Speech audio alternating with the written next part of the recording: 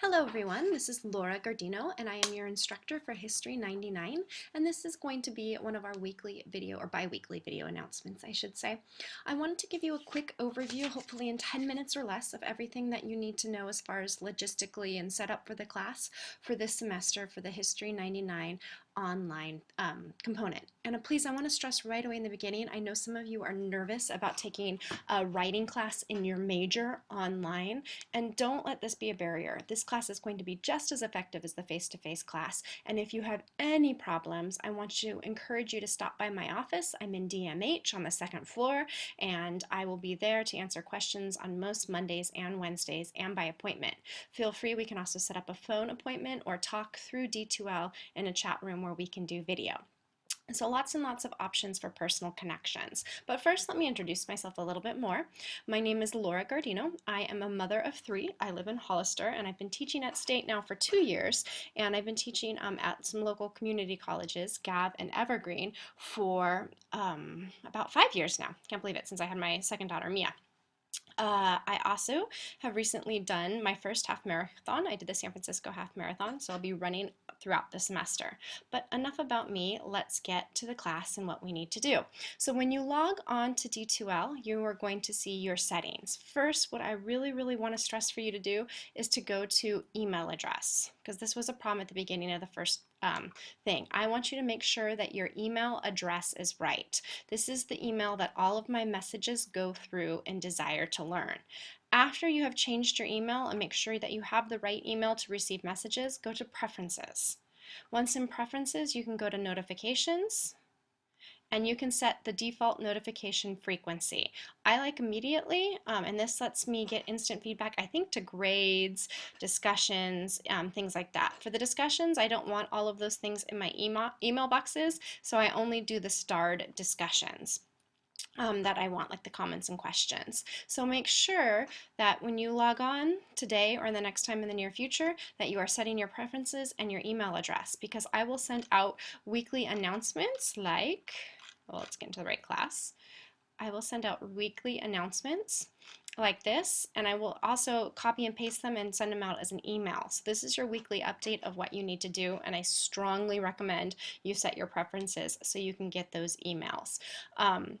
Now let's talk about the nav bar. This navigation bar is your key to success in this class. Every time you log in, you're going to be taken to the home pages where I have my announcements, and then the next page you want to go to is content. In content, I have broken it down week by week. You have a to-do list of what you need in every week. And in that to-do list, today you are going to have links to all of the assignments that you need to turn in, as well as directions to what you need to do and when you need to have it done by. This is a completely online class. We will not meet face-to-face. We will meet in the virtual world a couple of times, but everything is done online. So you are responsible for turning in your assignment by the due date. You can turn it in early, but if you turn it in any late, the system will kick you out and you won't be able to turn it in. If you email me with that late assignment, I will accept it, but I will deduct 50% of the points. And that only is open for a couple of days. So you can turn in a late assignment, but there is quite a stiff penalty for doing so. So you're always going to want to, after you log in and read the weekly announcements, you are going to want to go to the to-do list. And then I will have my lecture with videos and notes and things like that.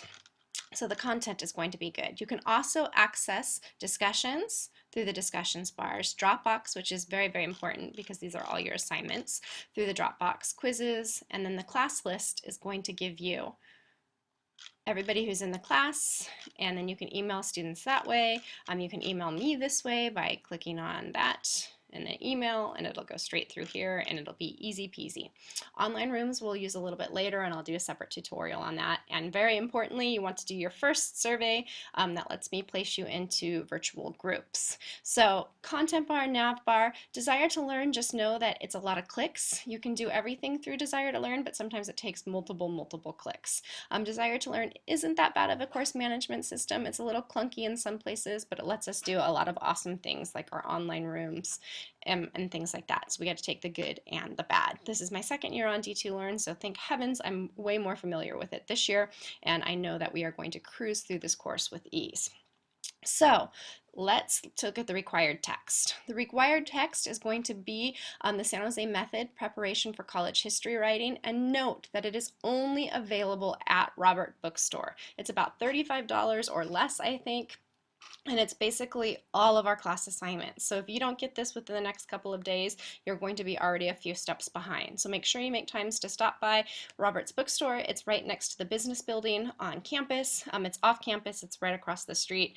They have most of the books you need for your other classes. Also, very family-owned store, very friendly. So please, please, please Google Robert's Bookstore. You'll find it. It's right next to campus, and pick it up.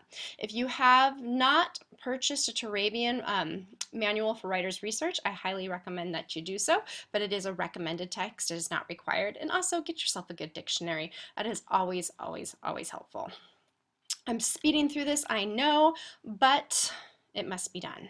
So let's look at our syllabus. As I said, my name is Laura Guardino, online. I'm trying something new this semester. I'm giving out my cell phone because I'm only on campus 2 days a week, and it just saves a lot of frustration because I actually don't know how to get my messages since I've moved to yet another new office. So use my cell phone if you need to get in touch to me, but it's my cell phone. I have a life too, so let's try to call just during business hours from 8 to 5. I am text friendly, so if you need to send me a quick text about a question you're having, feel free to do so. Just identify yourself because I don't know who you are by the random number that is on my text. Also, Laura Guardino is the email that I check most regularly. I do check my SJSU account often. It goes straight to my iPhone, but I will respond through my Laura Guardino at Yahoo account. Also, when you email me, it is very important to write History 99 online in the subject line so I know who the heck you are. I'm teaching a lot of classes this semester and I get easily confused, and I will generally send it back if there's no heading saying who are you and what class are you in. I am in office 7:45 to 8:45, but I can schedule special appointments. Tuesdays we'll be doing an office hour in a virtual world from 11 to 12 that you're eligible to do, and I'll send out instructions on that next week. Cruising. I'm trying to keep this under 10 minutes. Cell phone friendly, email, right subject, attendance. Attendance, you are going to want to check in at least 4 times a week, if not more. I do not drop you, so if you have no intentions of staying in the class, make sure you do so that yourself. This summer I had to give 2 students Fs because they did not drop themselves. I don't want to go through the paperwork, so it's your responsibility as a student to drop yourself if you no longer want to be in the class. Also, if you are falling below a 70%, a C in this class after the first 2 papers, I will contact you and we will have to have a meeting. I am not interested in failing you. I want all of my students to go on to 100W. History 99 is a prerequisite for 100W, so you must pass this class. So if you start to fall into the danger zone, I want to help you. I'm not going to give you a free pass, but we are going to have a very serious discussion about your intentions and how to get you back on the right track. You must take the WST test or the West test before you can move on to History 100W. So if you have not taken the writing skills test, this is the semester to do it. You must enroll this semester. Do so because that is a responsibility on you. I will also be putting you in study groups. The study groups are going to be based on the survey that you will have to do this semester. That you'll have to do by tomorrow morning. So make sure that you've done, survey, come on. The individual survey, you need to have that done before, I think tomorrow at 7 a.m. So make sure you've done the survey because that'll help me place you into groups. It also gives me your preferences and gives me a baseline for where you are going. Survey, group work. I am a big proponent in group work. Group work online is easily done just as it is done in a face-to-face class, but it requires commitment, and I'm looking for serious students who are willing to want to pass History 99. So if you're a serious student and you want to pass 99, the group work will be no problem. If you're a slacker, then we start to have problems, and that's when we have those individual conferences because you've fallen below a 70%. Group work is highly effective. I am training you for your upper division courses where you'll be in a seminar-style classes, and you'll be required to do group work or group discussions in order to pass. And it's also noted that in the writing process, the students who do group work and successfully go through drafts and talk out their problems amongst others do so much better in the learning process. In this class, we have 3 major assignments and lots of little assignments. The major assignments are going to be your 3 essays that you will write, and lots of little assignments to scaffold your skills so you are successful in those assignments. Once again, I have the syllabus, and in your syllabus, come on. In your syllabus, I've listed all the dates, but also if you go to each week, I have a to-do list, and in that to-do list tells you what you need. So let's look at week 2.